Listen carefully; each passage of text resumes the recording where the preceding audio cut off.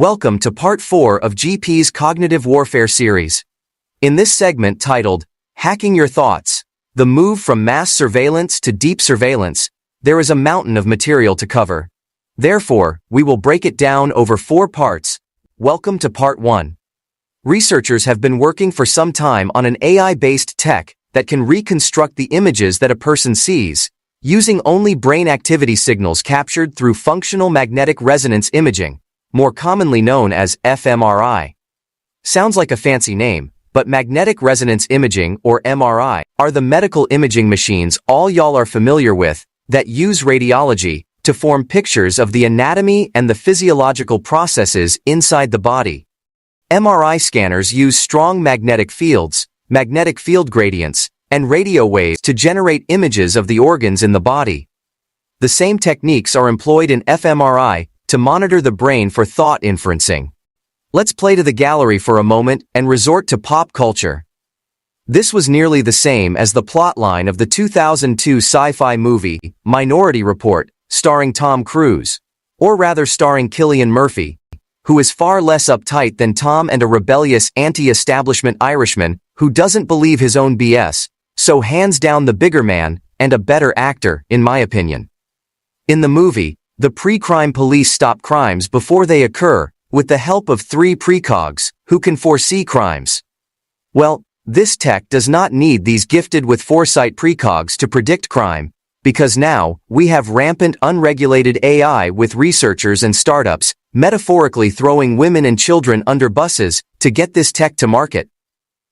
Part 2, we will talk about the lack of testing and training data for models, how startups are acquiring more data, and some of the legal and ethical issues in play. What I've spoken are GP's thoughts. They are not AI generated. See you in Part 5. Till then, stay smart, stay curious, and stay free.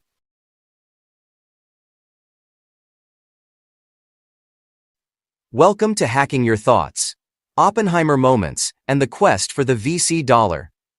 GP has spoken to several leading startups in this area about their ethical guardrails and their plans for use cases for their products and services. That will be the subject of a later installment in the series. The conversations did not assuage concerns that, for them, as usual, it was more about the dollar than the safety or the good of humanity. This was evident when the scientists were eager to answer GP's questions, but their VC chaperones shut them down rather quickly and preferred to take these questions and corporate use cases off the table for discussion. We have all seen the outcomes of poorly designed and deployed predictive products and services. For one, there were high-profile controversies surrounding Palantir Technologies, predictive policing software, which demonstrated immense bias and was primed for wrongful convictions. What I have spoken about are GP's thoughts. They are not AI generated. Till then, stay smart, stay curious, and stay free. Welcome to the penultimate Part 3 of this section of Hacking Your Thoughts, titled, Startups Using Appeals to Greed to Obtain fMRI and EEG Brainwave Training Datasets. These thought-hacking researchers and excited startups are also using what is known as EEG tech, or electroencephalogram. This process uses a test that measures electrical activity in the brain, using small electrodes attached to, or close to the scalp. Our brain cells communicate via electrical impulses, and are always active, even during sleep, so they are an immense data source for these programs. When displayed on a screen, the activity of these electric signals shows up as waves of varying frequencies, peaks, and troughs. They can be interpreted when combined with fMRI data to give additional insight for thought inferencing. The amazing thing is that startups, who remain nameless for now, are running waitlists for people scrambling to give away their fMRI and EEG brainwave data in return for crypto or token rewards associated with the startup projects. This is how the startup community solves the lack of data as they rush to be first to market with a use case and grab all that media coverage. The worrisome aspect is that these people willing to swap their brain activity for small monetary rewards have yet to learn how and for what their data will be used to train models. What I have spoken about are GP's thoughts. They are not AI generated. See you in part 7. Till then, stay smart, stay curious, and stay free. Welcome to part 7 of GP's Cognitive Warfare series. This is the final part of the subsection discussing hacking your thoughts, or thought inferencing.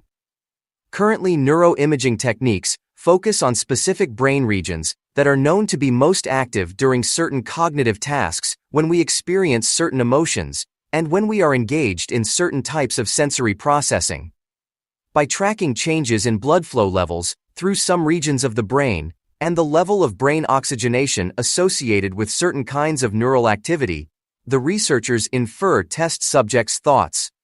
The fMRI process is expensive. There is a drive to reduce the hardware cost and miniaturize the devices. As discussed in parts 5 and 6, the biggest current challenge researchers face is not cost or device size, but the need for more data for model development.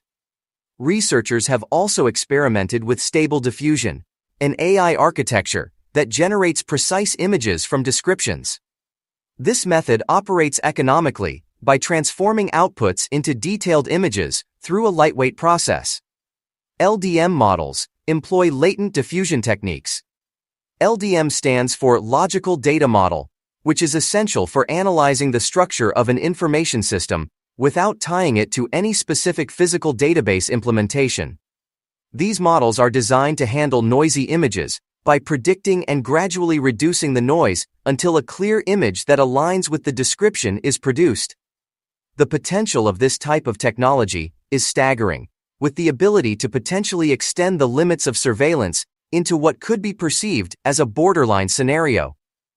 To balance the possibilities with some positivity, it is important to note that the use of leading-edge AI, engineering, and neuroscience research may lead to neurotech that could transform our understanding and treatment of brain disorders. These are GP's thoughts. They are not AI generated. Stay smart, stay curious, and stay free.